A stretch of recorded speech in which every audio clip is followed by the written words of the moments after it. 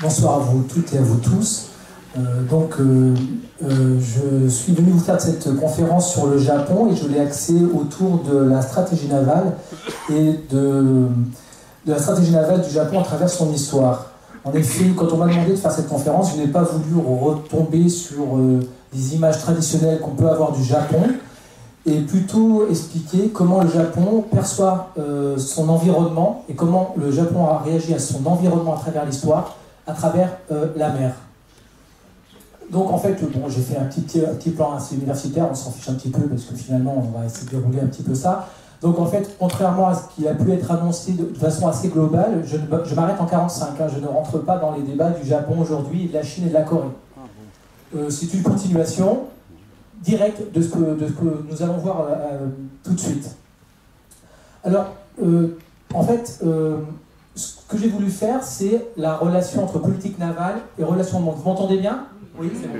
Parce qu'effectivement, je voulais d'abord illustrer le rapport au monde que les Japonais ont entretenu à travers les 1000 dernières années, un rapport que les observateurs superficiels considèrent basé sur l'expansionnisme agressif et militariste, qui serait constitutif du caractère japonais. Parce qu'en fait, le nombre de fois où j'ai entendu ça, c'est japonais, donc c'est agressif, c'est constitutif. Donc l'attaque surprise, c'est japonais, la cruauté, c'est japonais. Donc bien entendu, je voulais démonter cet a priori. Ce que je voulais montrer, c'est que l'histoire navale du Japon correspond à des phases successives de repli et d'expansion. En fait, le Japon, en tant que puissance expansionniste, ne date que du XXe siècle, fin 19e, début XXe siècle. En fait, auparavant, le Japon a vécu de très très grandes périodes de repli naval.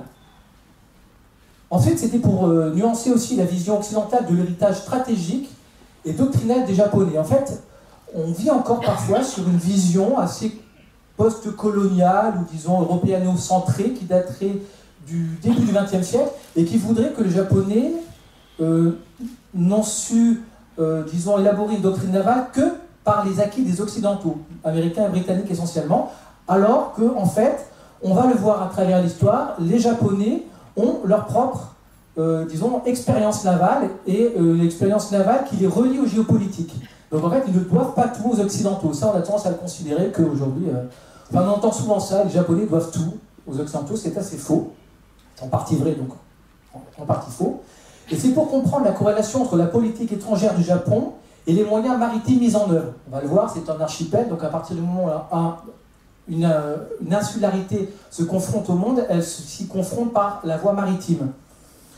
Et on ne peut pas étudier la géopolitique du Japon dans son histoire sans considérer l'histoire de sa marine, car cette marine est l'outil historique de l'indépendance et de la richesse du pays. En temps de paix, cette marine commerce et protège, en temps d'hostilité, elle défend et attaque. Donc comprendre la stratégie navale du Japon et des différentes époques, c'est comprendre les motifs politiques qui mettent en œuvre cette stratégie, c'est-à-dire cette vision du pays qui en est l'acteur. En fait, là, je reprends un petit peu ce que disait Clausewitz, c'est que la guerre est la continuation de la politique par d'autres moyens. Et bien effectivement, la guerre navale au Japon est une continuation de la politique géopolitique du Japon. Donc on ne peut pas faire fi de cette histoire maritime japonaise. Et il se trouve qu'en France, notamment, alors les Américains ont pas mal travaillé sur le sujet, enfin, relativement.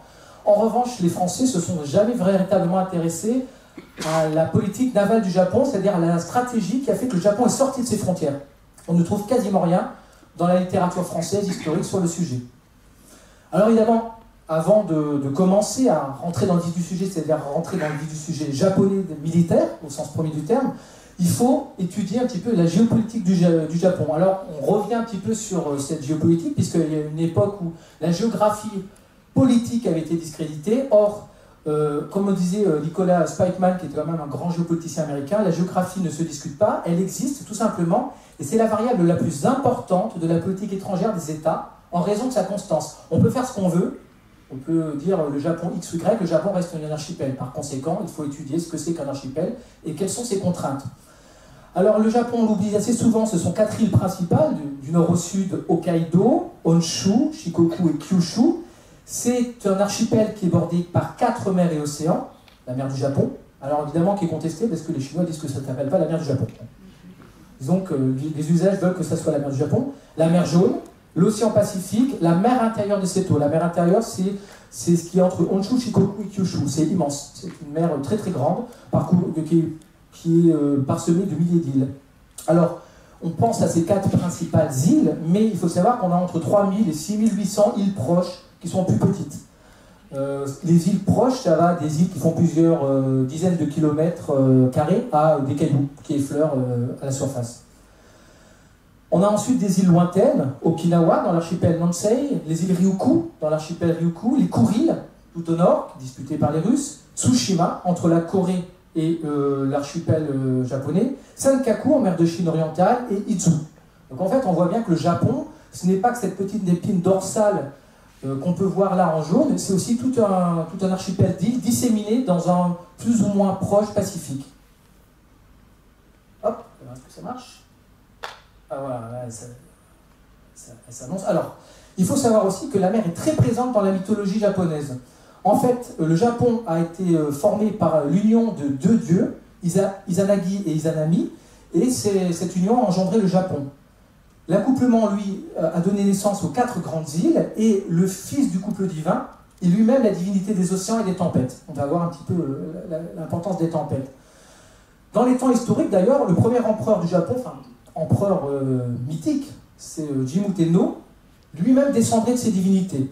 Et on sait que le premier empereur, en tout cas le premier souverain attribué du Japon, lui-même aurait soumis Honshu par voie de mer. Alors les Japonais aiment bien dire que c'est en moins 600, ça c'est la mythologie, en fait on serait plutôt dans l'ère chrétienne. Donc en fait on peut le dire, et là c'est là qu'on rejoint notre sujet, les îles japonaises, en fait, sont les premières conquêtes navales nippones. En fait, pas besoin d'aller chercher la Corée, le Japon, la Chine ou Pearl Harbor. Les îles japonaises sont déjà la première conquête historique du Japon, par voie de mer. Alors, j'ai fait un petit tableau rapide pour qu'on comprenne un petit peu cet enjeu, c'est-à-dire à travers le temps. En fait, dans le Japon, on a une ère de la marine côtière qui s'étend quand même du 7e au 19e siècle. En fait, on a 6 ères qui correspondent aux 6 grandes ères, va-t-on dire presque impériales. C'est des alternances politiques. Et on remarque entre le 7e et 19e siècle, en fait, on n'a que 3 campagnes militaires navales outre-mer contre 2 pays, la Corée et la Chine. Ce sont les 2 meilleurs ennemis du Japon. Et on a seulement 2 tentatives d'invasion maritime du Japon. On va y revenir, c'est par les Mongols au XIIIe siècle. Et ensuite, on a l'ère de la marine océanique. Alors là, c'est fin 19e et 20e siècle. Enfin, première moitié du 20e siècle jusqu'à 1945, bien entendu. Ça va donc de 1853 à 1945. Ça dure très peu de temps. 13 ans sur la première période, 23 ans sur la deuxième. Et rien que là, on voit qu'on a 13 opérations et campagnes militaires navales majeures outre-mer dans la première période et 12 sur la deuxième. Et alors là, on voit le nombre d'ennemis qui explose, parce que vous vous souvenez qu'on vient de dire qu'il y a 2 pays essentiels pendant, en gros, 1000 ans d'histoire du Japon, on a 2 pays ennemis. Là, on passe à 4, et puis à 9. Donc on voit qu'il y a une accélération, des opérations maritimes japonaises. Alors on va commencer à voir comment le Japon se positionne par rapport à la mer, et donc par rapport à ses voisins. C'est-à-dire, la mer est un outil d'expansion ou de rétractation. Ça commence tout simplement à l'époque du Yamato. Alors on dit Yamato, l'ère de Nara, enfin, ça correspond, on est au 8e siècle en gros. Et l'empire Tang s'est constitué en Chine, c'est un empire très puissant. Et la Corée elle-même s'est unifiée sous la dynastie des Silla. Le Yamato, lui, des Fujiwara, qui est assez, disons, uni, prend conscience que la mer est l'envers de est une frontière franchissable. Donc, les premières opérations navales attestées du Japon se font au 8e siècle, 7e et 8e siècle. L'occasion, c'est une guerre qui éclate entre clans coréens, et le Japon voit l'occasion de poser le pied sur le continent. C'est-à-dire que c'est la première fois dans son histoire que le Japon décide d'aller voir ce que font les voisins. Et c'est la première fois que le Japon se décide à influer sur la Chine, la grande Chine des Tang, et la Chine qui est le modèle. Donc la stratégie japonaise est toute simple, c'est débarquer des forces terrestres, donc en fait les navires servent de transport uniquement, au moyen d'une grande force navale de navires, et à cette époque on n'a pas de stratégie navale offensive, il n'y a pas de corpus élaboré. Donc en fait en gros les navires font taxi en quelque sorte, pour transporter un maximum de troupes sur le continent. Alors, l'événement qui en découle, c'est Atsukinoe. C'est une grande bataille qui a lieu en 663 à l'embouchure de la rivière Pachongang, en Corée. Je l'ai noté on voit sur la carte la rivière. Et donc là, c'est la première défaite japonaise navale de son histoire, vraiment attestée. La flotte japonaise est totalement écrasée par une flotte chinoise totalement homogène. Et c'est donc là que date la première rétractation géopolitique du Japon dans son histoire. C'est-à-dire qu'en gros, c'est la première fois que le Japon essaie de sortir de ses frontières, et par une défaite navale, le Japon se rétracte sur ses frontières. Pendant plusieurs centaines d'années, le Japon oublie toutes ses ambitions continentales et toutes ses ambitions géopolitiques. C'est terminé. Suite à des défaites navales. Alors, le bilan, ben justement, c'est que, parce que chaque fois j'ai essayé de vous établir un petit tableau comme ça, c'est qu'en fait on a une défaite navale, donc défaite continentale, défaite navale. Le Japon en conclut que pour se projeter des troupes sur le continent pour vaincre ne suffit pas si l'adversaire domine sur terre et sur mer. Ils se sont fait battre sur le continent et ils se sont fait battre surtout sur mer. Donc en fait, si on ne maîtrise pas un petit peu la mer, ça ne sert à rien. Ensuite, deuxième conclusion, la Chine est une superpuissance navale. On n'a rien à faire. Le Japon voit bien qu'il ne peut rien faire contre cette superpuissance. Et donc, cette absence de force navale pèse beaucoup sur les aspirations géopolitiques du Japon. Le bilan tactique de cette première malheureuse expérience japonaise, c'est que la concentration des forces fait la différence, parce que les Japonais n'ont aucune tradition navale, et donc ont dispersé leurs forces selon les volontés des différents amiraux. La coordination des navires ne s'est pas faite face à l'ennemi, donc en gros, effectivement, l'ennemi a pu prendre le dessus. Il faut contrôler les détroits et les routes. Si on ne contrôle pas les détroits, on ne contrôle pas la mer. Et en fait, effectivement, les Japonais se rendent compte qu'ils n'ont pas de navires assez performants pour lutter contre les navires militaires, va-t-on dire, chinois. Donc, c'est une rétractation, et dès le 8e siècle, le Japon se coupe de la Chine et du continent.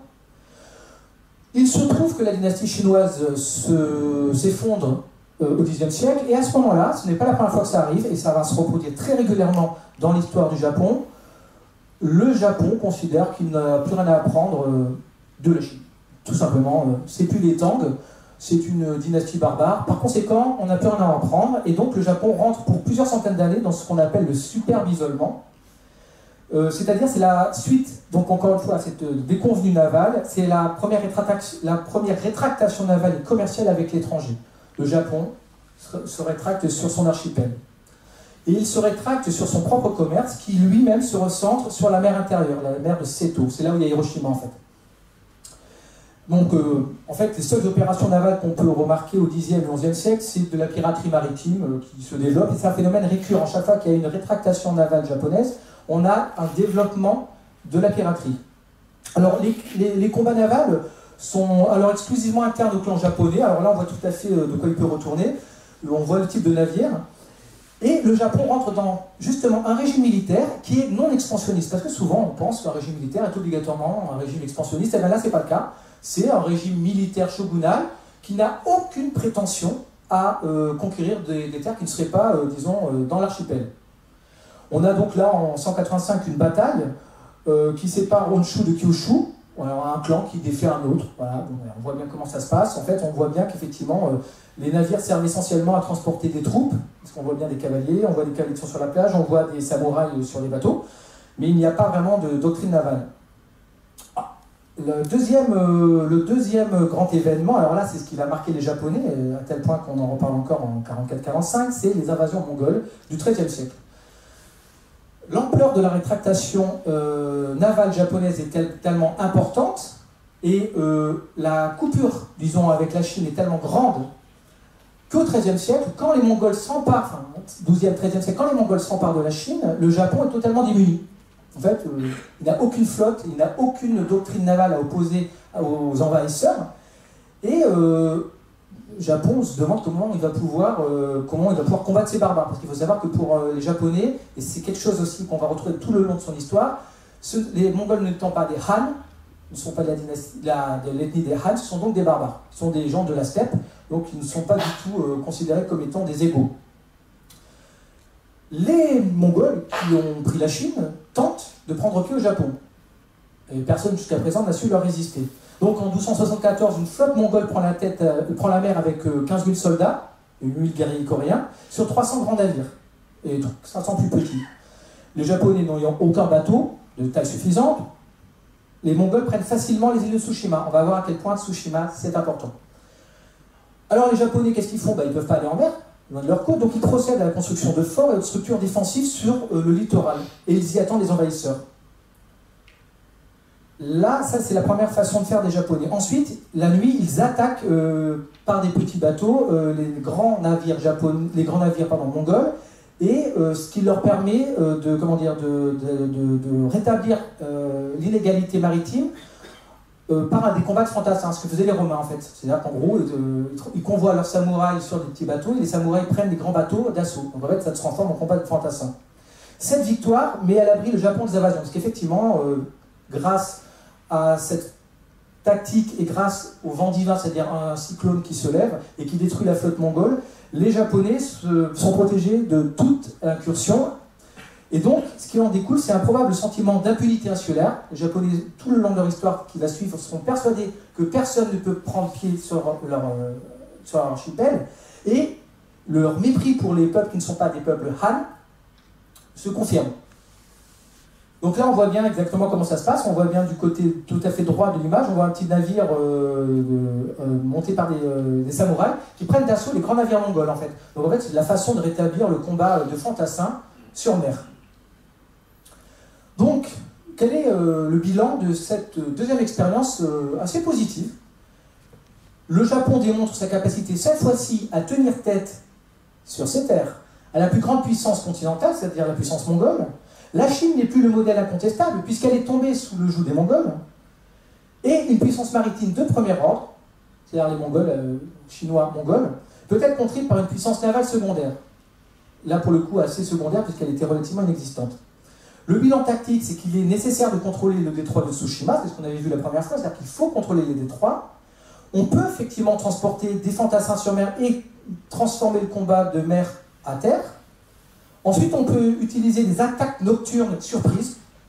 On peut attaquer par surprise nos ennemis la nuit, il n'y a pas de honte. Et la défense des attaques en provenance de la mer est possible sur terre. C'est ce qu'on va retrouver plus tard aussi au XXe siècle, c'est-à-dire qu'en gros, les Japonais restent persuadés qu'ils pourront toujours faire face à un débarquement de troupes ennemies sur leur territoire. Donc on arrive dans une période, disons, le Muromachi Sengoku. Là, on a quelques relations, une prise de relation avec les Ming, parce que là, c'est une dynastie des Han, donc effectivement, c'est une dynastie tout à fait honorable. Donc en fait, les relations commerciales, de nouveau, reprennent. Sauf que, effectivement, les pirates Wako, des bandits japonais, donc c'est la deuxième fois qu'on retrouve beaucoup de pirates dans les mers avoisinant le Japon, s'attaquent, prennent le contrôle de toutes les mers qui environnent le Japon. Et le pouvoir central au Japon éclate entre de multiples factions. Donc c'est de nouveau le retour aux guerres civiles. Et donc les pirates prennent le dessus et attaquent en permanence la Corée et la Chine. Et donc les Ming, assez lassés, rompent les relations diplomatiques avec le Japon. Donc, voilà. Donc les Japonais, pour la deuxième fois, se retrouvent de nouveau isolés, se retrouvent, disons, à l'infra de leurs frontières, et en infériorité totalement navale, puisque à l'époque, voilà ce que peuvent construire les Ming, des navires de 2500 tonnes qui font 150 mètres de long, sachant que des flottes comme ça, ils peuvent faire des flottes qui ont 80 navires comme ça. Et à côté, on voit un navire qui doit être une caravelle Santa Maria, vous voyez, de l'époque de Christophe Colomb, qui est l'équivalent de ce qu'on sait faire au Japon. Enfin, au Japon, c'est un peu plus petit à l'époque. Ça fait que 200 tonnes. Donc on voit l'équivalent de ce que savent faire les Chinois et ce que savent faire les Japonais. Donc en fait, on voit bien qu'il n'y a pas façon, on ne peut pas concurrencer les Ming.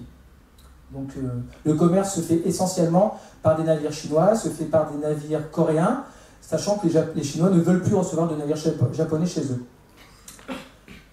On arrive à une époque intermédiaire, alors là c'est pareil, c'est une époque de guerre civile, donc c'est l'arrivée des Nanban, c'est-à-dire de nous, les barbares du Sud. Au départ, c'est tous les gens qui ne sont pas japonais, qui viennent du Pacifique Sud, et en fait les Nanban, ça devient nous, les Occidentaux, les barbares du Sud. Et cette arrivée, pour la deuxième fois, montre l'inexistence des capacités navales japonaises de défense, parce que les Japonais n'ont quasiment rien vu venir. Les Japonais, à ce moment-là, possèdent des navires pour faire de la navigation côtière, mais non hauturière. Alors voilà, typiquement, ça c'est un nanban, c'est-à-dire qu'effectivement c'est un paravent nanban, c'est ce que font les Japonais après l'arrivée des Occidentaux, après 1543, et on voit un très beau navire portugais, et on a une description dans un traité portugais de 1585 où on lit que chez nous, donc les Occidentaux, il y a des caracs, des galions, des caravelles, des galères, des flûtes, des brigantins. Au Japon, il n'y a rien de tout cela. Nos embarcations, à nos Occidentaux, naviguent de jour comme de nuit. Celle du Japon rentre au port la nuit, donc navigation côtière. Les nôtres naviguent sans tenir compte de la pluie. Celle des Japonais ne lèvent pas l'ancre tant que le temps n'est pas clair. Quand on connaît le Pacifique. Les nôtres emportent de l'eau pour plusieurs jours, les leurs font aguat, c'est-à-dire de l'eau, tous les 2 jours. Donc en fait, ils peuvent parcourir à peu près 40 km. Ça va pas bien loin. Donc effectivement, arrivée des Occidentaux, problème. Que peut-on faire pour se défendre de ces nanbans, de ces barbares si laids, qui puent, et qui n'ont pas de manière? On ne peut rien faire, pour l'instant. On n'a pas la flotte qu'il faut.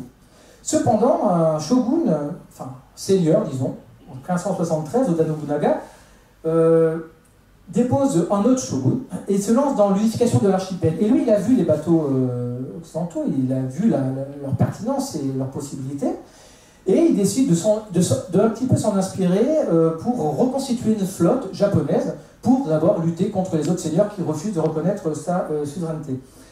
Donc, en fait, sous Oda Nobunaga, on a des grands navires qui sont des atakebune, on a des navires de taille moyenne, des sekibune, et des navires d'abordage léger, des kobaya. Les kobaya, c'est les navires convoyés lors des guerres mongoles.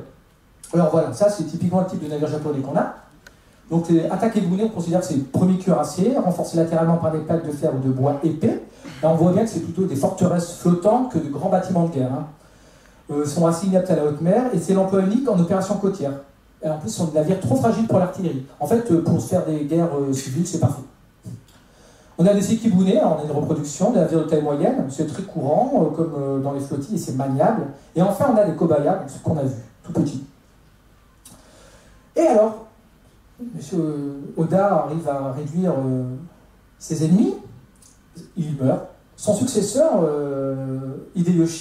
Toyotomi Hideyoshi, lui, carrément, est le vrai premier maître du Japon unifié, et il décide que, puisque c'est comme ça, maintenant que le Japon est unifié, moi je vais conquérir la Chine, j'ai des gros bateaux, vous venez de les voir, le Japon reconstruit des atakebune, donc pourquoi pas envahir la Chine. Donc, il faut toujours une occasion pour faire une bonne guerre.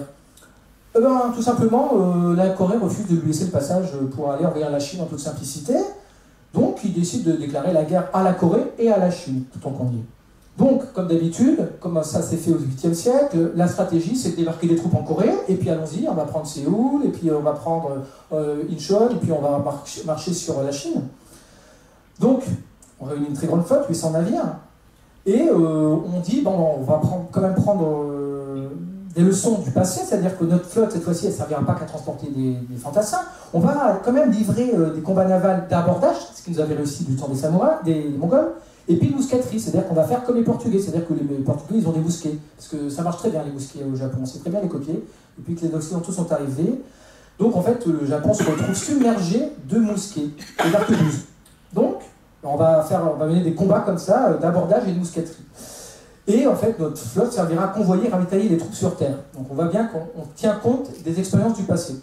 Donc il y a 2 campagnes, en 1592 et 1598, je regarde l'heure, c'est bon. Sur terre, c'est un succès, sur mer, c'est un total échec. Mais alors, total. En fait, on peut considérer qu'il y a eu 21 défaites navales consécutives. Les Coréens ont fait subir 21 défaites aux Japonais, tout simplement parce que les Coréens ont refusé le combat que leur livraient les Japonais. On va retrouver ça dans l'histoire du Japon. L'ennemi refuse le combat que veut lui imposer le Japon. Donc les Coréens, ils créent des navires, on les voit là, l'espèce de navire hérissé de pointe. Tout simplement, c'est pour éviter que le combat naval se transforme en combat terrestre, ce qui était fait avec les Mongols. En fait, on va éviter que les samouraïs sautent sur les bateaux coréens et se battent. Donc, et on va éviter aussi la mousqueterie, c'est-à-dire qu'on va tirer à ces navires-là, ces navires coréens, vont permettre de combattre avec de l'artillerie. Donc les mousquets contre l'artillerie, ça ne sert à rien. Donc les Coréens comprennent qu'il faut se tenir à distance. Et quand le navire en face est suffisamment endommagé, on l'aborde et on le coule. Donc effectivement, c'est 21 contre 0, les Japonais perdent 21 défaites successives. Donc ça les a énormément marqués. On va le voir, c'est une expérience assez sidérante. Donc c'est une défaite géopolitique majeure face à la Chine et à la Corée.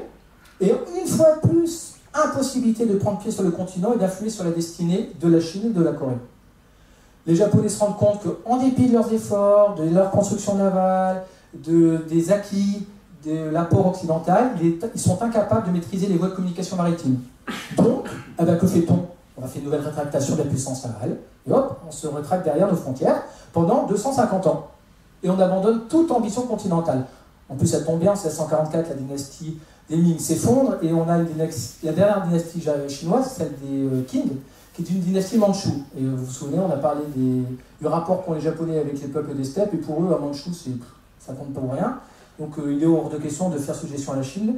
Donc en fait, finalement, il y a des relations, il y a des missions qui sont envoyées annuellement. En fait, en gros, les Japonais refusent de faire obéissance à la Chine.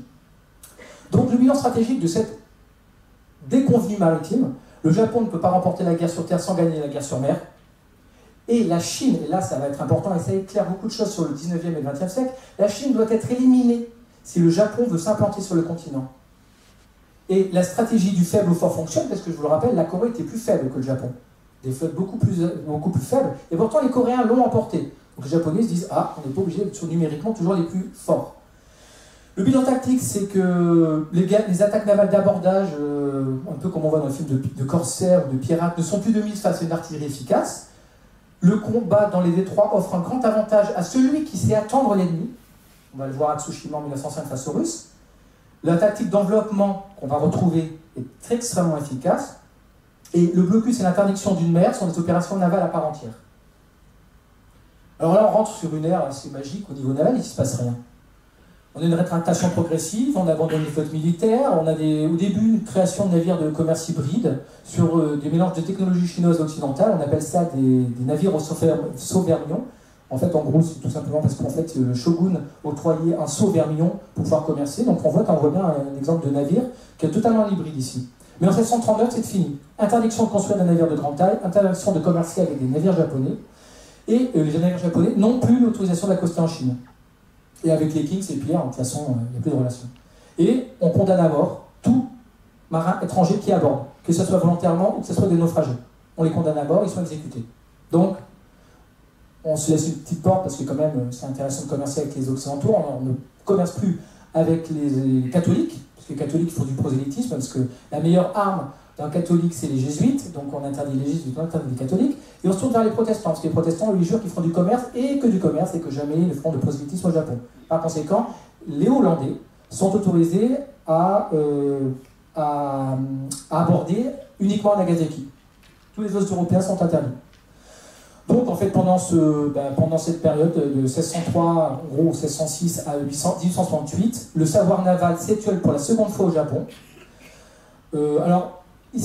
Malheureusement pour les Japonais, ce savoir naval s'étiole, et on pourrait penser que le Japon se ferme, mais ce n'est pas unilatéral, parce que comme il est fermé, les puissances européennes et la Russie, au XVIIIe siècle, essaient de s'implanter et de pénétrer le Japon. Donc, la Russie empiète vers le sud et la mer du Japon, vers Hokkaido-Sakhalin. Les Britanniques et les Français forcent l'interdiction portuaire.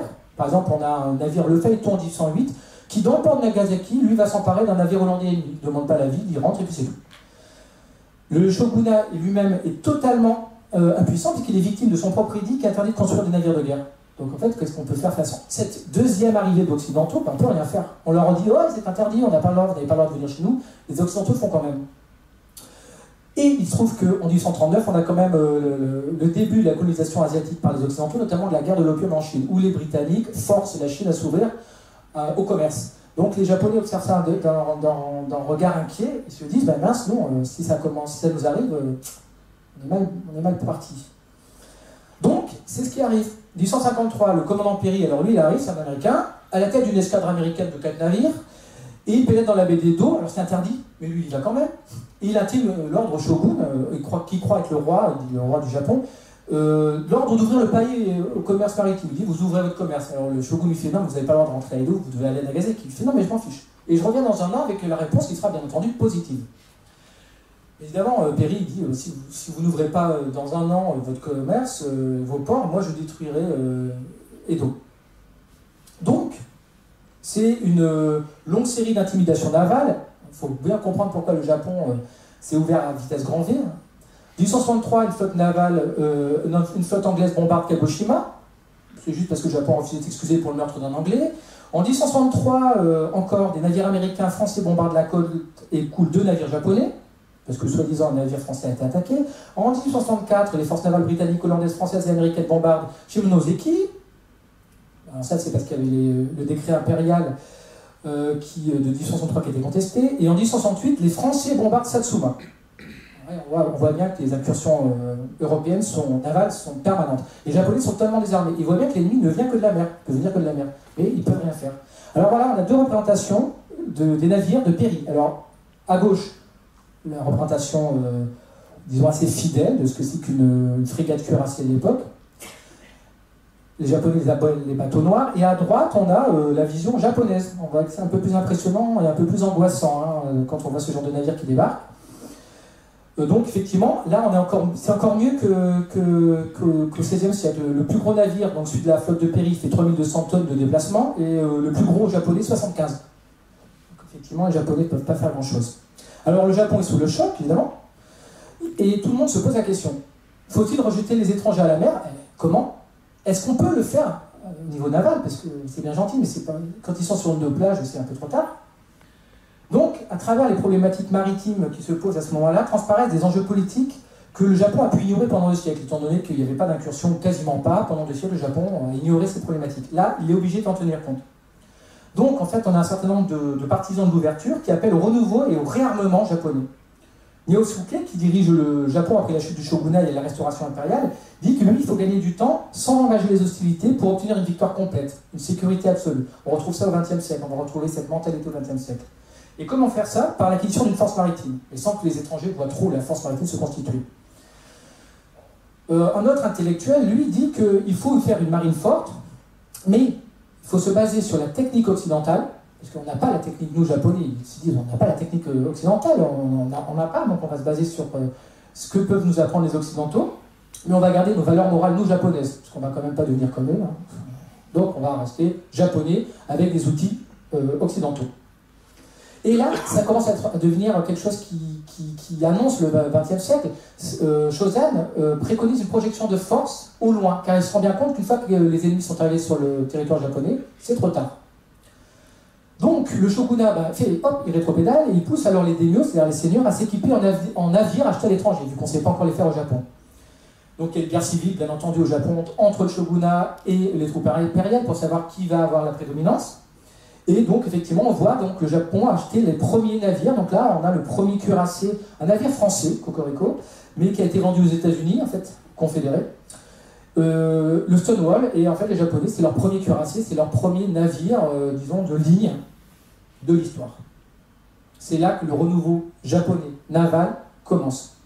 Et là, on arrive sur l'ère de la marine océanique. C'est-à-dire que les Japonais se disent on va construire une marine qui est vraiment une marine hauturière.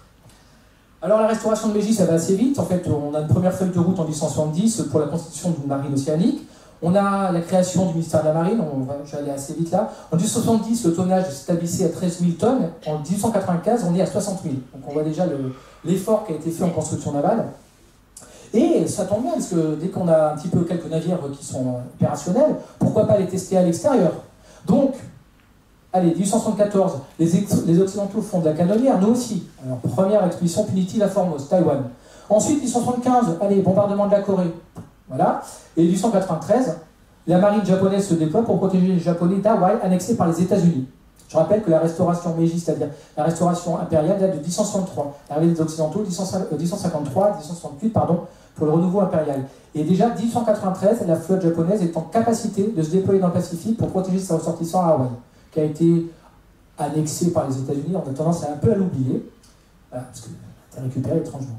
Donc, comment faire pour tester sa nouvelle flotte? Eh bien, on va d'abord passer, avant d'être une flotte hauturière et d'avoir des grandes ambitions géopolitiques, on va tester un petit peu les outils localement. On va donc faire une guerre contre la Chine. Cette fois-ci, contre la Chine, on a peut-être les moyens.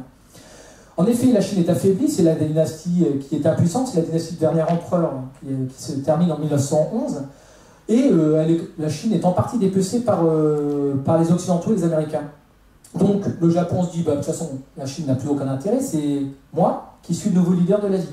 Donc, je vais séparer la Corée de l'obédience chinoise, et je vais faire de la Corée ma première ligne de défense face à la Russie. Parce qu'on disait à l'époque au Japon que la Corée est un poignard pointé vers le cœur de l'archipel. Donc, le Japon estime que le leadership lui appartient, et c'est l'occasion de se débarrasser de l'influence de la Chine. Donc, pour plusieurs raisons, la Corée ne reconnaît pas le nouveau pouvoir impérial japonais. Il y a une rébellion en Corée, donc Pékin envoie des troupes, le Japon, lui, envoie des troupes, mais sans avoir été sollicité. Mais il intervient, et là, c'est là qu'on voit le renouveau de la géopolitique japonaise avec le soutien de la première puissance mondiale à l'époque, la Grande-Bretagne. En fait, la première fois que le Japon intervient à l'extérieur, il s'est assuré au préalable le soutien et la neutralité de la première puissance mondiale. Donc on a la bataille du fleuve Yalu en 1894, qui est une victoire navale japonaise. La flotte chinoise est détruite en quasi-totalité. Alors, la stratégie, ben, pareil, en fait. On a débarqué des troupes en Corée. On s'est battu cette fois-ci à 1600 à 2000 mètres. Les Japonais se sont bien souvenus de l'importance du combat d'artillerie à distance. C'est un duel d'artillerie lourde.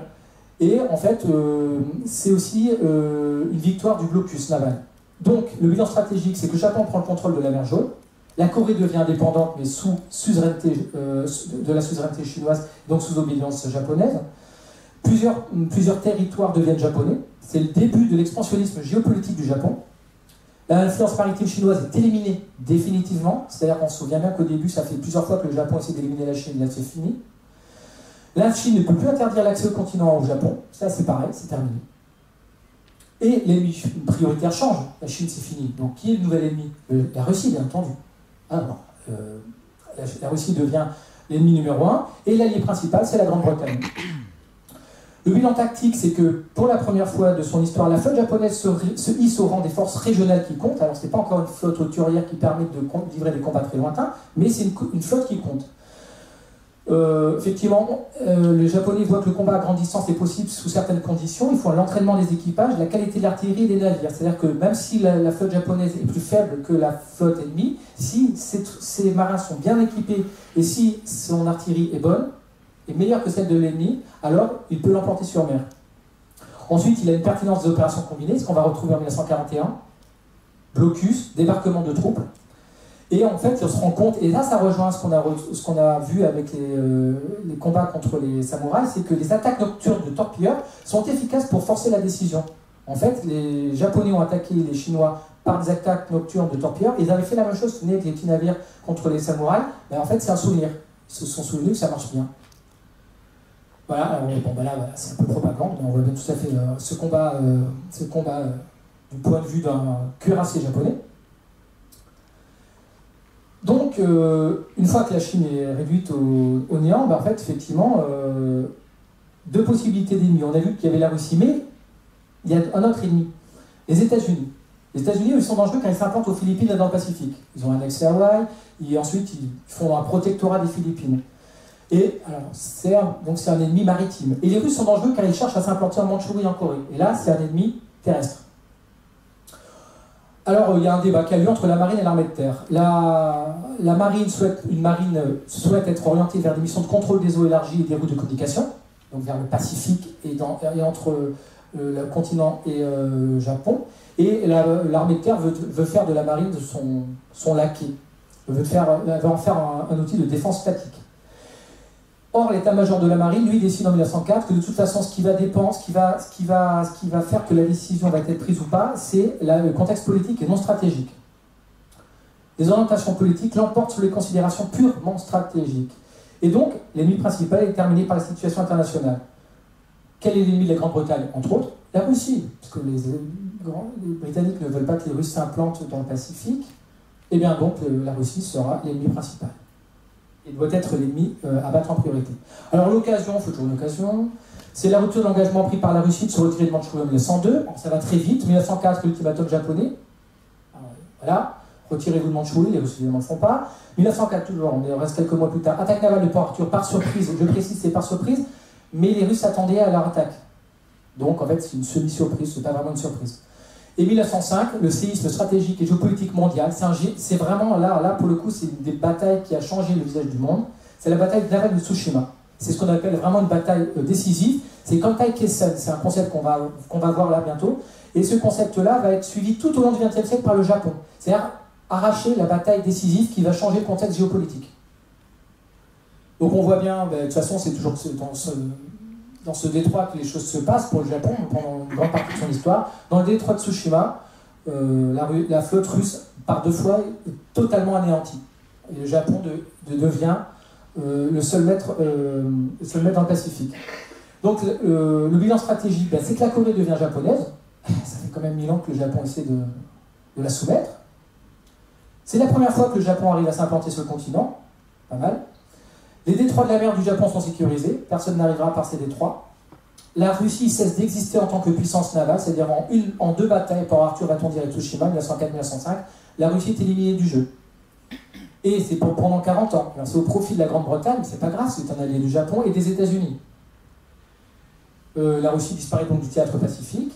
Et quelque chose qui est très important, c'est que c'est la première fois que la flotte est devenue, et s'est avérée au Japon être une arme stratégique. Auparavant, c'était une arme de projection de force, de troupes. Là, c'est une arme stratégique. C'est la première fois que la marine peut l'emporter à part égale avec l'armée de terre. C'est pas l'armée de terre qui a gagné la guerre russo-japonaise, c'est la marine japonaise qui a emporté la décision. Et donc, on voit l'importance de la marine. Le bilan tactique, on le voit très bien. Alors ça, c'est le plan de la bataille. C'est très complexe, mais en fait, c'est toujours la même chose. Validation des attaques de nuit par torpilleurs. Donc on se souvient, les Japonais se souviennent du passé. La validation de la tactique du T-barré, ce qui avait été utilisé aussi par des Occidentaux, on va y venir, mais ça marche extrêmement bien. La validation de l'intervention d'une flotte ennemie dans un détroit, et on l'attend. C'est ce qu'on a vu au XVIe siècle. On attend la flotte ennemie dans le détroit et on la détruit. Et la validation de la doctrine de la bataille décisive en eau japonaise. On ne va pas aller se battre à 3000 km. On se bat dans les eaux japonaises. Et là, cette bataille fait rentrer le Japon dans l'ère de la marine océanique. C'est-à-dire que le Japon a les moyens maintenant de projeter sa force navale au-delà des océans, et donc d'avoir une géopolitique qu'il croit être d'ordre mondial. Alors, la Russie est évincée, la Chine a été évincée, la Russie a été évincée. On a donc 2 puissances qui se font face dans le Pacifique, le Japon et les États-Unis. Et donc on a une confrontation qui semble assez inévitable dès le début du siècle, dès 1907. On a donc un plan Z japonais contre un plan orange américain. Le plan Z dit l'ennemi numéro 1, ça sera les États-Unis. Le plan orange dit l'ennemi numéro 1, ça sera le Japon. Et le Japon, n'oublions pas, est implanté en Chine. Donc la marine met en place un plan de conquête du Pacifique Sud pour assurer en matière première l'économie de guerre en Chine. Et cette marine se structure pour faire face aux États-Unis. Donc voilà, le contexte géopolitique et stratégique, c'est... Le gouvernement japonais comprend que la guerre éclair en Chine, qui est livrée dès 1931, ne peut être envisagée longtemps. Il faut donc réorienter les objectifs vers un statu quo, on arrête de bouger en Chine, et on va s'étendre vers le sud dans le Pacifique. Donc, l'objectif, c'est de créer un périmètre de sécurité défensif, obtenu par une projection navale offensive, et s'assurer en matière première. Parce qu'on ne peut pas mener une guerre en Chine et sur le continent. Le Japon bien implanté sur le continent, mais n'arrive pas à vaincre la résistance chinoise si on n'a pas les matières premières. Les matières premières, elles sont dans le Pacifique Sud. L'occasion, c'est l'affaiblissement des Britanniques et des Français en guerre, ça c'est en 1940. Les Britanniques rapatrient leur flotte, et les Néerlandais et les Français ne sont pas capables de venir en aide à leur colonie d'Indochine et de Sumatra. Donc, ce sont des ennemis dont on peut tenir compte, et les États-Unis sont isolationnistes. Donc les Japonais font un calcul, se disent les États-Unis n'interviendront pas. Donc en plus ils sont incapables de se battre sur 2 fronts, Atlantique et Pacifique. Ils n'ont pas la flotte pour se battre sur les 2 fronts. Donc ça va extrêmement vite. Là, qu'est-ce qu'on voit? On voit que on a Pearl Harbor, ça c'est en décembre 1941. Les Japonais ensuite détruisent le plus gros cuirassé britannique en décembre. Ils prennent Hong Kong, ils envahissent Bornéo, ils assiègent Manille, ils entrent en Malaisie, ils attaquent Singapour, ils prennent Sumatra, ils occupent la Papouasie, ils livrent une victoire stratégique en mer de Java et une victoire tactique en mer de Corail. Voilà, et ça c'est en 6 mois. Donc on voit pour un pays qui est si petit, 6 mois, c'est plutôt pas mal. Et ça c'est grâce à leur flotte. Alors ça c'est grâce à une flotte extrêmement importante. Et là on voit l'expansion du Japon, l'expansion qui était possible grâce à la résurgence de la doctrine navale et l'expansion de la flotte japonaise. On voit les différentes conquêtes du Japon. Donc en fait le Japon domine tout le Pacifique. Eh bien, ça dure 6 mois. Ensuite, on a une phase descendante, pourquoi le Japon n'arrive pas à l'emporter au-delà de 6 mois? Tout simplement, ils ont établi un périmètre défensif qui est maritime. Le problème, c'est que parfois, il n'y a pas de combat naval pendant 18 mois, ce qui laisse le temps aux Américains pour reconstituer leur flotte. En effet, le choix japonais, c'est de défendre le périmètre île par île et chercher la grande bataille navale décisive à l'endroit voulu. Le choix des Américains, c'est de reconquérir le Pacifique en saute-mouton et d'éviter la bataille décisive. Donc en fait, le principe, c'est d'éviter cette fameuse bataille. Donc en fait, c'est tout simple. Les événements, ça va du 5 juin 1942. On voit qu'en fait, c'est des victoires parfois tactiques japonaises, mais ce sont des défaites stratégiques. Tactiquement, les Japonais peuvent vaincre les Américains sur l'eau, mais chaque fois, c'est une défaite où les Japonais doivent reculer. En fait, de 42 à 45, ce ne sont quasiment que des défaites. Pas par mer. Hein. Il n'y a que l'année 43 où il ne se passe rien. Alors, justement, typiquement, les Japonais ne font rien. Enfin, ce sont des petites opérations terrestres, mais il n'y a pas d'opération maritime. Il se trouve que, en avril 1945, c'est la dernière opération navale de la guerre du Pacifique. C'est une défaite écrasante. Les plus gros cuirassiers japonais sont coulés. Et en septembre, c'est la capitulation du Japon. Alors, comment on est arrivé à ça? Eh bien, on va avoir tout de suite les conditions de succès et de l'échec de la doctrine navale japonaise. En fait, jusqu'au XXe siècle, on l'a vu, la doctrine navale japonaise n'existe pas. Les Japonais ne connaissent rien à la doctrine navale, ils n'en ont jamais écrite. Et c'est le seul exemple d'une marine de rang mondial, donc c'est la rang mondial après Tsushima, qui est créée par une nation non européenne sortie dans la chemise feudale 20 ans plus tôt. En 20 ans, 30 ans, le Japon arrive à se hisser au rang de puissance mondiale. Tout simplement parce que les navalistes japonais se sont posés un certain nombre de questions. Comment protéger nos côtes? L'expérience du passé. Quelle est la profondeur maritime nécessaire pour être à l'abri des incursions? Doit-on prendre l'initiative ou attendre? Est-ce qu'on doit attaquer au large ou bien attendre qu'ils arrivent à 200 km? Et quel est le type de navire susceptible d'intercepter au mieux l'adversaire? Alors, les stratèges de Meiji, c'est-à-dire de la Restauration en 1868, ont compris qu'ils ne pouvaient mener que des guerres limitées, c'est-à-dire pas très longues. Vraiment, il faut qu'elles soient très très courtes. Et que ils n'avaient pas les ressources pour mener des guerres beaucoup plus longues que 6 mois. C'est exactement ce qu'a dit l'amiral Yamamoto, celui qui a commandé l'opération Pearl Harbor, celui qui l'a élaboré en 1941, qu'il a dit qu'il ne pouvait donner la victoire pendant les 6 premiers mois seulement. Mais qu'au-delà, il n'avait aucune certitude si le conflit devait se prolonger pendant 1 ou 2 ans. Et il faut savoir que les Japonais, chaque fois qu'ils se sont lancés dans un conflit, n'avaient pas pensé que le conflit devait durer. La guerre de Chine qui a duré 15 ans, normalement au début c'était censé durer 6 à 8 mois. Ça a duré 15 ans. Et sur la politique navale, c'est la même chose. C'est-à-dire qu'effectivement, ok, on va attaquer, mais ça ne doit pas durer plus de 6 mois. Donc en fait, quand les Japonais se font gentiment prier d'ouvrir leurs portes en 1853, ils n'ont pas de doctrine navale, et donc ils comprennent vite qu'il faut qu'ils en élaborent une. Alors, dans les années 1890, en fait, la doctrine navale mondiale s'articule autour de 2 écoles. Une jeune école française, Cocorico, de l'amiral Aube, qui est une école minimaliste réaliste, en fait. C'est celle du faible, en fait, qui se base sur des considérations nationales et qui dit qu'il faut des petits navires offensifs, c'est-à-dire des torpilleurs, et des croiseurs rapides pour attaquer les grands navires cuirassés jugés obsolètes. C'est ce qu'auront les Britanniques. Hein, parce qu'on dit les cuirassés, c'est pas démocratique, alors que les torpilleurs, c'est démocratique. C'est français, alors que les cuirassés, c'est britannique, c'est monarchiste. Donc la doctrine, c'est la prééminence de la défensive, c'est ce que préconisent les Français. Les navires doivent être les plus rapides possibles, on doit avoir des petits navires de petit tonnage, et on doit favoriser la guerre de course, c'est-à-dire en gros les corsaires, tout simplement. C'est donc une école de l'approche indirecte, de l'attrition progressive de la flotte adverse. On a déjà vu ça dans l'histoire du Japon. On attaque la flotte ennemie, et puis on l'attaque pas au cœur. Et puis il y a notre école, alors ça c'est l'école la plus connue, c'est celle des océanistes, c'est celle de l'amiral Mahan, qui recherche, lui, des lois universelles qui dépasseraient les spécificités purement nationales. Et alors lui, c'est une star à son époque, et lui, il dit que l'objectif, c'est la maîtrise de la mer, carrément. Et donc, pour obtenir cette maîtrise, il faut créer une grande marine de guerre composée de navires très très puissants, des cuirassés, donc on est à l'opposé de l'école française, et créer des bases et des arsenaux dans le monde. Alors, en fait, il faut une expansion outre-mer. Le but, c'est la bataille décisive. Donc, on rappelle que Pearl Harbor est une bataille décisive, Tsushima est une bataille décisive, et le contrôle des routes maritimes. Alors là, c'est l'école de l'approche directe, on ne va pas faire de tergiversations, et de l'anéantissement de la flotte adverse. Et alors, justement, les Japonais, ils sont conscients de leurs limites. C'est balance entre les 2 écoles, mais qu'est-ce qu'on fait? Eh bien, ils créent leur propre école. Une méthode historique japonaise qui essaie de formuler des lois spécifiquement japonaises du combat naval et du développement maritime. Alors ça s'inscrit dans des doctrines de l'amiral Yamamoto Gomei, le premier Yamamoto, qui dit tout simplement, ça peut sembler de la palissade, mais c'est une évidence, le Japon est une nation insulaire, Donc la primauté doit être donnée à la stratégie maritime. Et quant à l'autre amiral Sato Tsutaro, lui, il se base sur les deux écoles à laquelle il joint les enseignements de l'histoire japonaise, puisqu'il a écrit un petit ouvrage qui s'appelle Opinion personnelle sur la défense nationale et qui repose sur l'analyse des opérations navales du Japon contre la Corée au XVIe siècle. C'est pour ça que je vous en ai parlé tout à l'heure, j'ai voulu vous faire le plan historique de ce qui s'est passé dans l'histoire du Japon, parce que ça on a tendance à l'oublier en Occident, c'est que les Japonais se sont basés sur leur parcours historique. Et qu'est-ce qu'ils apprennent, les Japonais? Que pour empêcher un adversaire d'aborder les côtes, ben, il faut reporter la ligne de défense beaucoup plus loin. C'est ce que font les Japonais dans les années 30. Donc c'est pour ça que les Japonais se projettent si loin dans le Pacifique.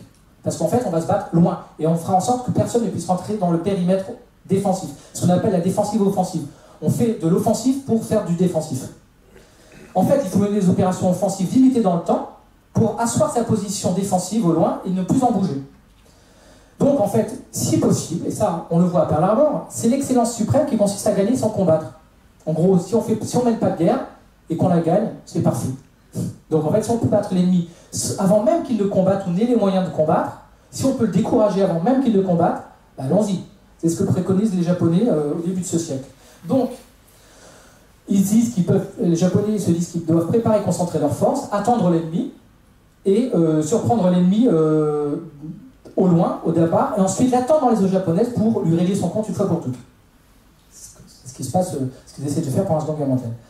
Alors évidemment, ils ne cherchent pas, c'est ça la différence avec l'école occidentale, c'est qu'ils ne cherchent pas leur bataille décisive absolue, ils ne cherchent pas absolument à faire des grands combats de cuirassés, ça n'est qu'un outil. S'ils peuvent éviter la bataille décisive, la grande bataille, ils l'évitent. Et si possible, si on peut attaquer l'ennemi dans ses eaux, quand elles ne sont pas trop lointaines, bah, autant le faire. Ça éviterait qu'il se déploie. Donc, en fait, tout simplement, ben ça, c'est vraiment un enjeu géopolitique. L'intérêt, c'est de modifier les équilibres géopolitiques de l'Asie et d'abattre la capacité militaire de l'adversaire, pour laisser tout simplement le champ libre au Japon. Donc, pour résumer, avant 1941, la stratégie navale, c'est la guerre de course et d'attrition préalable, c'est-à-dire qu'on réduit la flotte ennemie un peu au loin, ensuite on l'attend dans ses eaux et on lui règle son compte. Après 1941, c'est la bataille navale décisive, parce qu'on se rend compte que ça n'a pas marché. J'y viens, mais ça, on se rend compte en 1941 que ça n'a pas marché. Alors au début du siècle, évidemment, le Japon se garantit la sécurité par l'alliance avec la Grande-Bretagne. Donc c'est pour ça que ça fonctionne. La plus grande puissance navale dit, si vous attaquez les Russes, nous, effectivement, on ne va pas faire grand-chose. On va dire qu'on va rester neutre, et même on vous donnera même des informations sur la position de la flotte russe. Ensuite, le Japon s'attaque qu'à des puissances qui sont des puissances qu'il peut abattre. Effectivement, la Chine et la Russie sont totalement incapables de reconstituer rapidement leurs forces navales. Donc le Japon se dit, bah, si je suis capable d'abattre la Russie ou la Chine, pourquoi pas les États-Unis? Pourquoi les États-Unis seraient-ils capables de reconstituer leur flotte aussi rapidement? Ensuite, le Japon se bat dans un cadre régional, parce que quand on abat la Russie ou la Chine par une guerre navale, c'est obligatoirement dans les eaux japonaises. Et ensuite, on fait en sorte d'avoir des ennemis communs avec d'autres puissances. Par exemple, pendant la Première Guerre mondiale, le Japon est ennemi de l'Allemagne, ça lui coûte pas cher. Effectivement, il peut toujours prendre les possessions japonaises, allemandes dans le Pacifique, ça lui coûte pas cher. Concrètement, c'est vrai que c'est assez pratique. C'est quelque chose qui va changer, justement. Alors, évidemment, je le répète, c'est important, j'insiste sur ce point-là, parce que j'ai vu beaucoup de choses passer. Cette doctrine navale doit beaucoup à la Corée. Alors des fois les Japonais ont du mal à l'avouer, mais c'est comme ça. L'amiral Togo qui a battu les Russes à Tsushima disait, il est possible de me comparer avec Nelson, parce que nous on aime bien comparer, oh c'est le Nelson japonais, pas du tout. Mais il disait, mais on ne peut pas me comparer avec Lee Sun-shin, car il n'a pas d'égal. Lee Sun-shin c'est l'amiral coréen qui a fait subir 21 défaites successives au Japon. Donc là c'est un tableau très rapide, j'ai récapitulé ce que les Japonais dans leurs opérations, on le voit tout à fait à gauche, les penseurs asiatiques plus ou moins en centre, penseurs occidentaux, et les batailles qui ont mis en application ces pensées. Et on voit bien que la colonne des penseurs asiatiques est tout le temps pleine. Quand on lit un certain nombre d'ouvrages, on voit bien qu'en fait on ne fait jamais appel aux Chinois et aux Coréens dans l'héritage asiatique du Japon, alors qu'en fait chaque fois quand on voit les colonnes, elles sont pleines. Hein. Et ça, ce sont des traités qui peuvent remonter au XVIe siècle, des opérations qui peuvent remonter au XVIe siècle, beaucoup parfois antérieures, ou au XVIIIe, au XIXe siècle. Donc en fait, on voit que l'héritage asiatique est considérable dans l'élaboration de la doctrine navale japonaise et donc dans l'élaboration de la géopolitique japonaise. Donc, Quand on connaît un petit peu la Seconde Guerre mondiale et la façon de faire des Japonais, on se rend compte que les Japonais doivent beaucoup à cet amiral coréen, parce que c'est à lui qu'on doit les concepts de attaque surprise, d'interruption des lignes de communication, mission navale de reconnaissance, concentration des navires, usure des forces adverses avant la confrontation décisive. Tout ça, les Japonais reconnaissent qu'ils le doivent aux Coréens du XVIe siècle. La composition de la flotte, c'est la même chose. Et là, on voit bien comment, sur le schéma de gauche, on voit la composition de la flotte coréenne qui attend les Japonais. Et à droite, et en dessous, on voit la bataille de Tsushima, et on voit tout de suite que, effectivement, ça a beaucoup de similitudes. Donc, la condition du succès, les Japonais savent s'entourer de techniciens d'origines diverses. La marine fait sienne le slogan « Science occidentale, culture japonaise », et c'est quelque chose qui existe toujours autant au Japon. Hein. On reste japonais.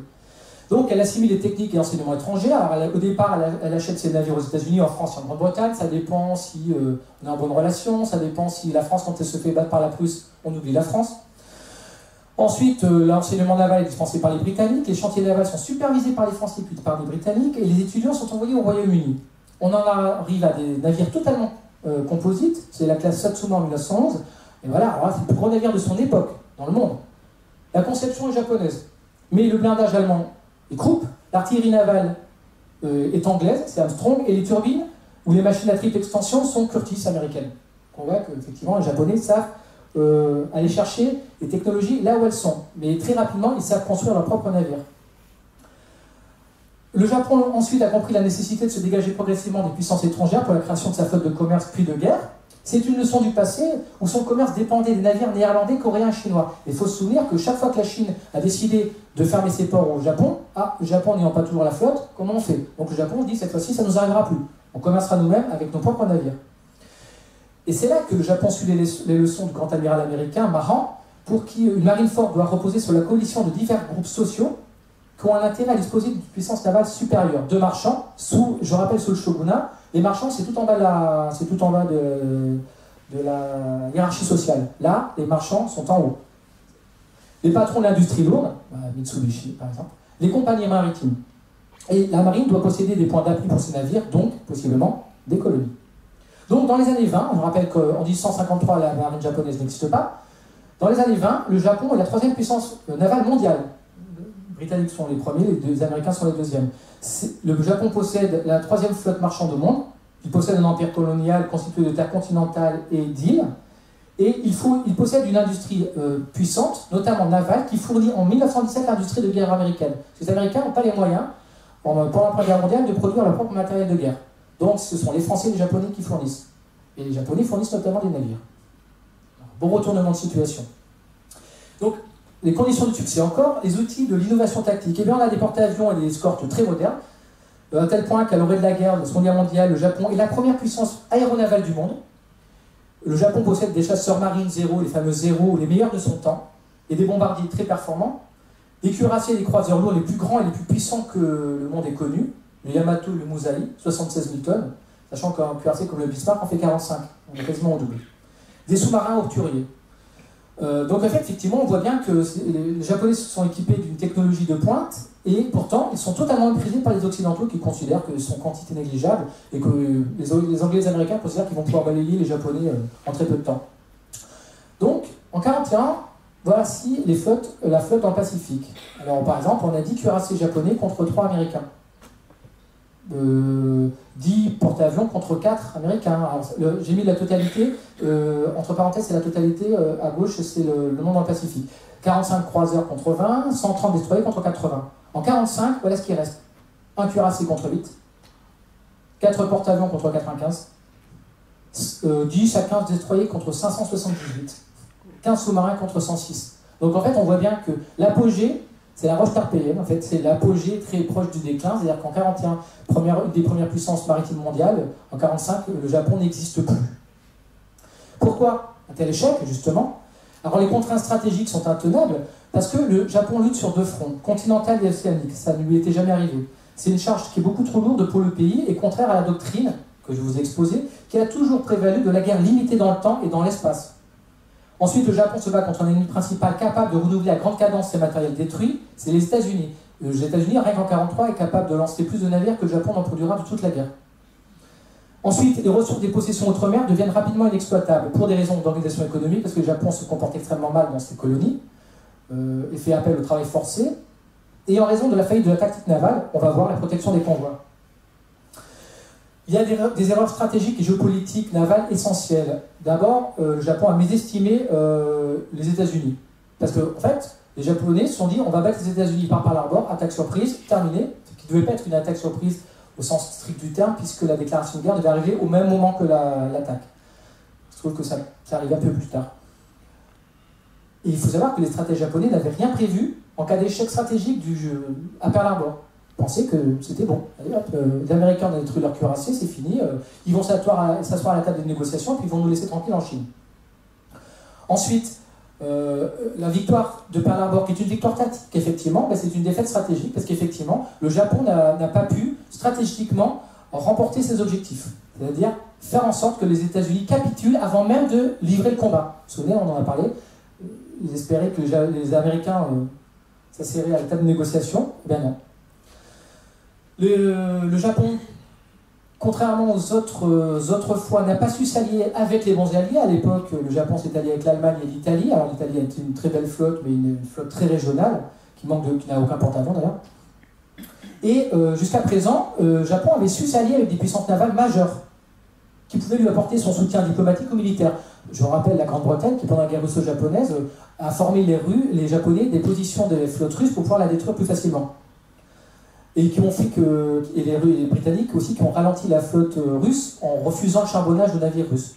Voilà. Bon, cette fois-ci, quel est l'intérêt de s'allier avec l'Allemagne pour une confrontation avec les États-Unis? Aucun intérêt. Et il y a l'échec de concept de bataille décisive. Vous savez, on en a parlé avec l'amiral Mahan. Les Japonais ont cherché durant toute la guerre à entraîner les États-Unis à avoir une bataille décisive, flotte contre flotte, pour une fois pour toutes régler le compte de la flotte américaine, et les États-Unis ont toujours refusé cette bataille. Ils ont refusé en lieu et en temps choisi par le Japonais. Chaque fois que les Japonais essayaient d'appâter les États-Unis, ils ont contourné le problème. En fait, les États-Unis n'ont pas envoyé directement leur flotte se battre dans les eaux du Japon, c'est ce qu'espéraient les Japonais. Ça n'est jamais arrivé. En fait, c'est les Américains qui ont fait plutôt une bataille d'attrition. La tactique déficiente, eh ben, on l'a vu tout à l'heure, c'est qu'en fait, il faut une concentration. C'est-à-dire que ce qui faisait que les Chinois avaient emporté chaque fois sur les Japonais, par exemple, c'était la concentration de leurs navires. Ils ne les dispersaient pas dans différents lieux. Là, les Japonais, souvent, ont dispersé leurs forces.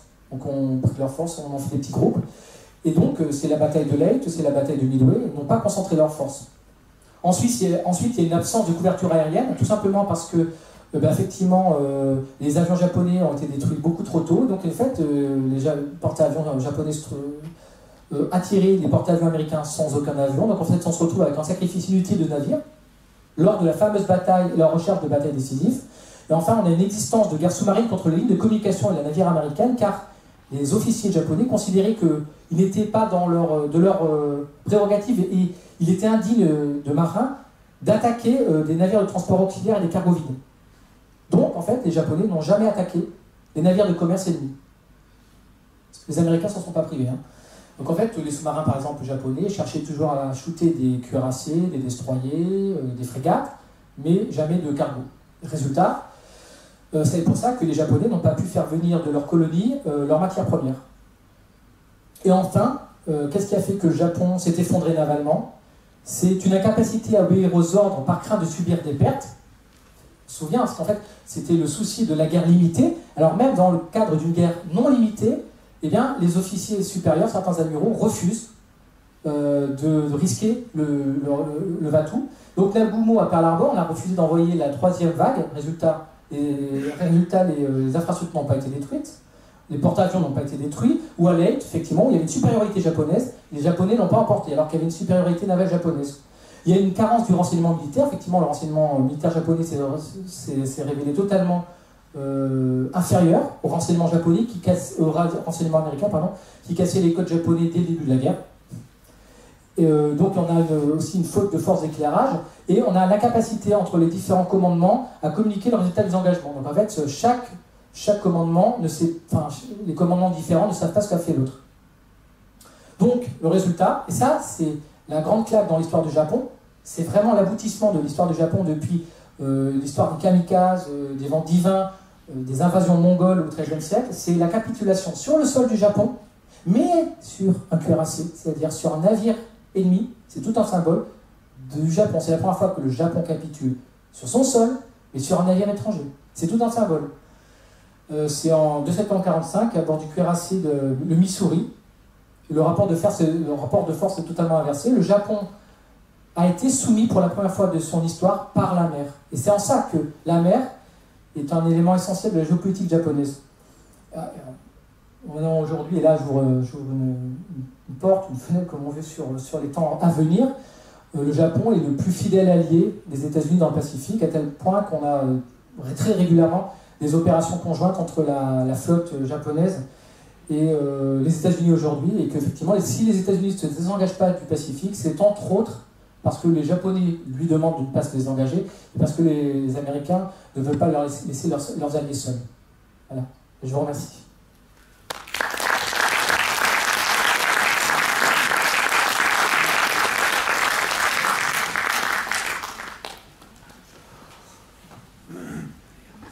Voilà, donc merci beaucoup Fabrice. C'est le moment des questions. Donc on a tout à fait tenu le temps, hein. On a 25 minutes de questions. Jusqu'on doit libérer la salle à 8 h. Alors, est-ce qu'il y a une première question dans le public? Vous êtes coulé. Couché, coulé, comme la flotte russe. C'est ça. Noyé, en fait, noyé. Donc effectivement, c'était... j'en suis désolé si ce qui avait été annoncé initialement dans la plaquette, effectivement, c'est pas la géopolitique du Japon maritime aujourd'hui, mais c'est effectivement essayer de la comprendre, essayer de comprendre pourquoi le Japon en est arrivé là où il est. Parce qu'aujourd'hui, on reproche au Japon son réarmement, notamment naval, parce que le Japon n'a plus le droit d'avoir une armée aujourd'hui, enfin, c'est dans sa constitution, donc il a des forces d'autodéfense, mais il faut savoir que je pense que cette flotte est la 4e au monde maintenant. Et il y a des technologies que seuls les Américains possèdent, et c'est le seul pays qui possède cette technologie américaine. Les Américains refusent de le vendre à d'autres pays. Voilà, c'est la 4e flotte au monde. Et ultra bien entraînée. Donc en fait, les leçons du passé ont été retenues. Beaucoup de sous-marins, pas de porte-avions, parce que les Japonais n'ont pas le droit d'avoir de porte-avions aujourd'hui. Ils se l'interdisent, mais ils ont des navires carrément, des porte-hélicoptères de très belle qualité.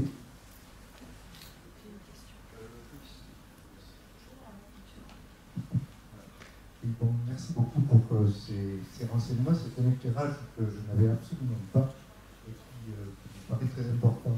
Je n'ai pas de question précise, mais ce que j'ai noté, c'est la force de la coutume, la force des usages depuis le Moyen-Âge et qui a perduré jusqu'à maintenant, pratiquement jusqu'à en tout cas 1945.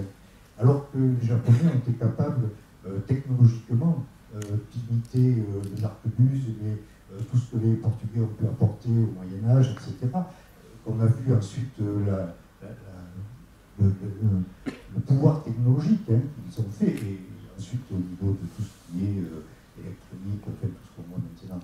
C'est assez surprenant que ce poids des usages ait pu ralentir à ce point la puissance d'un État et sa force de production.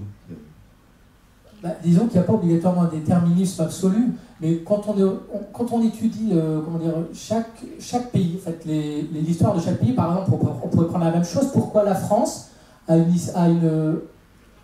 histoire navale, donc là, c'est tout à fait relié à la géopolitique, aussi incohérente, typiquement. Et ça se trouve aujourd'hui, parce qu'en fait, je m'éloigne un peu du sujet, mais ça a un trait direct, c'est une illustration.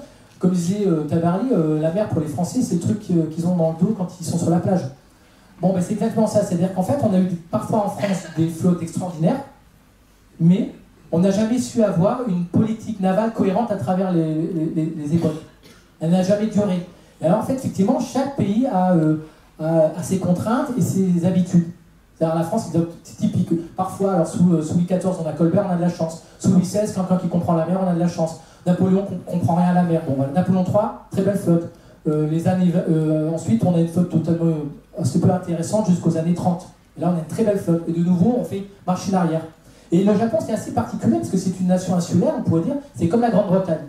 Mais le Japon a aussi son atavisme propre, ce que j'essaie de démontrer ici, c'est pas un atavisme systématiquement expansionniste. Donc à partir du moment où le Japon ne cherche pas obligatoirement à s'implanter, essayer de s'implanter tous les 500 ans sur une terre extérieure, c'est pas vraiment l'expansionnisme.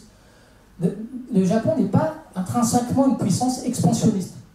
Et donc, effectivement, ça a conditionné les aléas de sa politique navale. Parce que le Japon a essayé de s'implanter en Corée, mais effectivement, Corée, c'est 200 km, c'est rien. Mais ce n'est pas une puissance expansionniste. Donc quand le Japon se rétracte, ben, pourquoi avoir des navires? Ce qui explique les retards.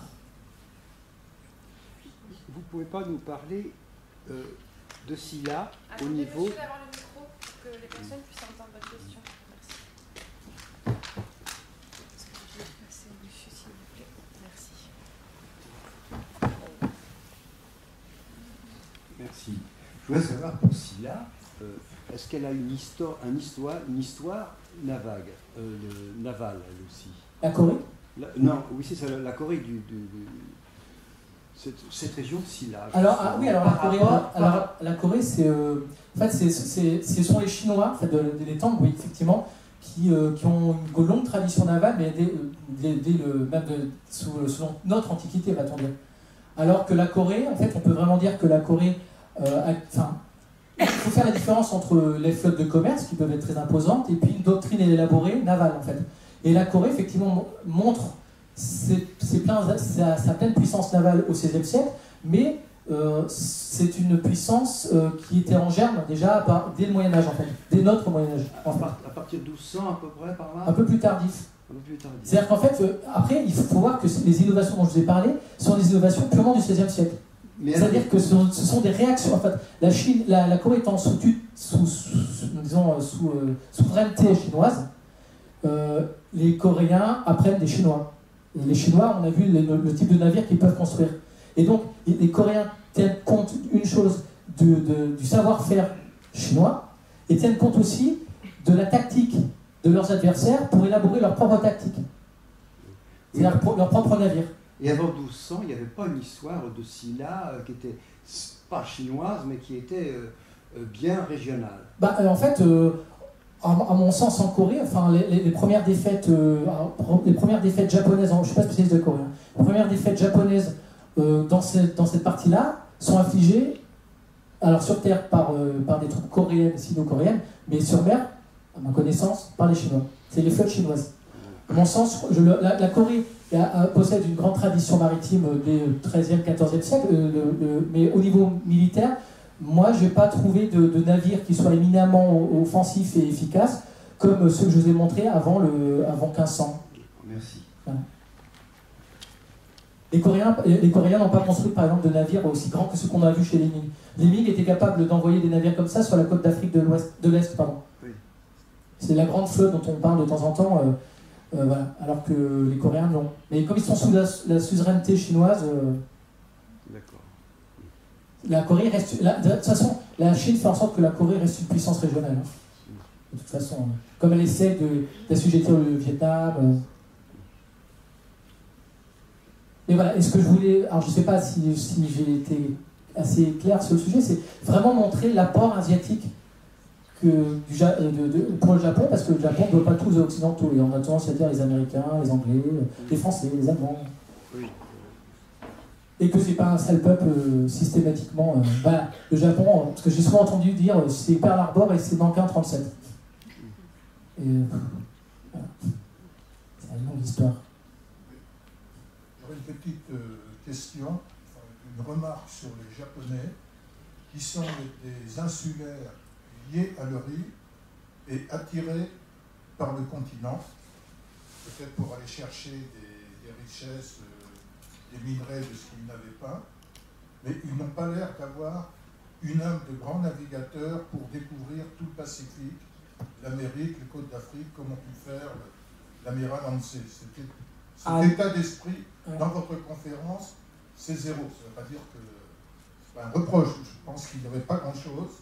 Ah ben non. Et le deuxième point, il n'y a pas. Le deuxième point, un pays qui voulait se refermer sur lui-même, interdire ses ports aux navires étrangers. Les navires étrangers voulaient commercer, mais pourquoi les Japonais commerçaient? le navire arrive, s'il n'y a rien à vendre et à acheter, ça ne sert à rien. Ah ben, le Japon a des produits manufacturés. Lui, il vend des produits manufacturés, il fait venir en échange des produits manufacturés et des ressources. Mais pour la première question, si le Japon ne cherche pas à s'étendre, c'est qu'il n'en a pas la puissance et puis il n'en a pas la volonté. Le Japon, c'est ce que j'essaie de montrer justement. Donc on ne cherche pas à comment dire, pendant très longtemps est une puissance régionale. La Chine, qui est l'empire du milieu, a pour vocation donc de faire reconnaître sa suzeraineté sur l'ensemble du monde. C'est pour ça que les Ming renvoient leurs navires géants sur la côte d'Afrique de l'Est, alors que les Japonais, qui ont bien conscience d'être une puissance régionale, et deuxièmement, jusqu'à très tardivement, ne remettent pas en question la suzeraineté de la Chine. Ils remettent la suzeraineté en question, la suzeraineté de la Chine à partir du moment où les Han s'effondrent. Chaque fois que les Japonais ont remis en question la suzeraineté chinoise, c'est quand les dynasties autochtones se sont effondrées. Sous les Mongols et sous les Qing. C'est-à-dire la dernière dynastie chinoise, pour les Japonais, c'est des barbares des steppes. Ils les appelaient les barbares des steppes. Pour eux, c'est des nomades qui sont implantés à Pékin et qui ont indûment confisqué le mandat du ciel. Donc à partir de ce moment-là, les Japonais considèrent qu'ils n'ont plus aucun devoir et que peut-être la prééminence, ou du moins asiatique, puis possiblement mondiale par la suite, leur revient. Mais avant le XVIIe, XVIIIe siècle, les Japonais considèrent que c'est la Chine. Donc ils ne cherchent pas à rivaliser. Ils cherchent un petit peu de temps en temps, j'aimerais bien la soumettre, ils savent très bien que ce n'est pas le cas. Ils n'en ont pas les moyens.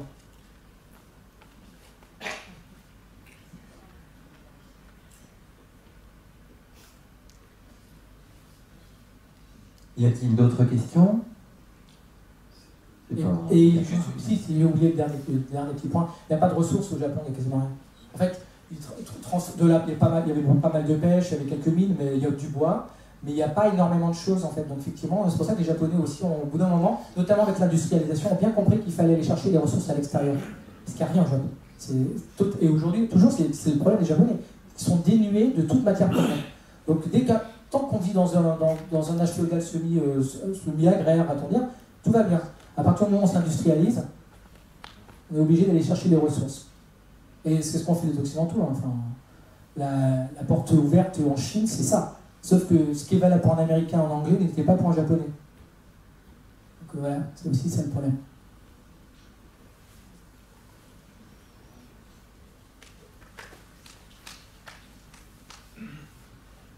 Merci, bonsoir. En dernier lieu, vous faisiez mention qu'une des raisons de la défaite en 1945 de la part des Japonais, c'était le non-respect des ordres par crainte de perte d'hommes. Si on compare ça avec ce qu'on imaginait qu'étaient les kamikazes... Je précise, non, attendez, c'est pas la perte d'hommes, la perte de navires. La perte de navires. Ah oui, c'est pas la même chose. Oui, c'est-à-dire qu'en fait, dans les kamikazes, c'est une autre chose, c'est-à-dire que le kamikaze, c'est l'aboutissement d'une stratégie déficiente et jusqu'au boutiste, parce qu'en fait les Japonais voient bien qu'en fait la période des kamikazes, c'est elle arrive quand les Américains débarquent sur Okinawa. Okinawa, c'est une terre japonaise. À partir de ce moment-là, c'est la première fois que des étrangers foulent le sol japonais. Et donc, les Japonais se disent qu'ils n'ont plus rien à perdre. Et comme ils n'ont plus assez de pilotes, ils n'ont plus assez de navires, parce que lors de la bataille de Leyte, ils ont gaspillé leurs ressources navales. Donc, leurs plus grands cuirassiers se sont fait couler. Enfin, il reste le Yamato qui à Okinawa. Enfin, la plupart de leur flotte a disparu. Et c'est justement pour ça qu'ils consentent à gaspiller les derniers navires. Mais souvent, certains amiraux ont été, peureux. Ils n'ont pas voulu engager leurs navires. Parce qu'ils avaient peur de perdre leur porte-avions, de perdre les avions embarqués, leurs cuirassiers. Ce qui fait que les cuirassiers, par exemple, pendant très longtemps, les 2 cuirassiers géants, qui sont des cuirassiers gigantesques, hein, enfin, c'est assez hallucinant, ont été planqués dans un atoll au fond du Pacifique. Ok, merci beaucoup. Je vous en prie.